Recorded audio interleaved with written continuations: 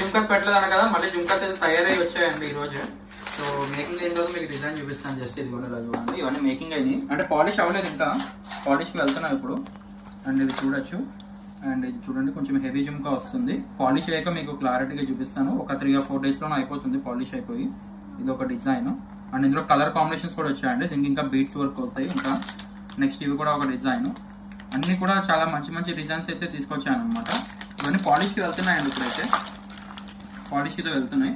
And small blue జాలర్స్ అడిగారు, ఆ blue జాలర్స్ కూడా మళ్ళీ రీస్టాక్ చేయించాను. ఎక్కువ కాదు, ఒక 10 pieces అయితే చేయించాను బ్లూ జాలర్స్. అండ్ హెవీ జుమ్కా అండ్ కొత్త బంగారంలో ఉండే డిజైన్స్. ఇది శంకరాభరణం బుట్టు ఉంటుంది కదా, ఆ టైప్ ఆఫ్ మోడల్ అనమాట.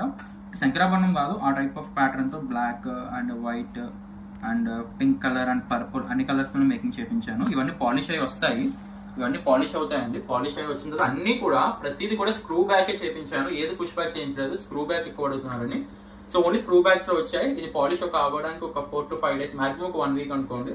1 week లో ఎన్ని చూసిన ప్రతి అప్డేట్ కూడా మీకు వస్తుంది. అన్ని గోల్డ్ ఫినిషింగ్ లో చేపిస్తున్నాను, చాలా అందం వస్తాయి రెడీ అయ్యాక. అండ్ ఇలాగే సపోర్ట్ చేయండి మన అనుకోని కొత్త కొత్త కలెక్షన్స్ మీ ముందుకు ఎప్పుడు వస్తూనే ఉంటాను అనమాట. Thank you for watching.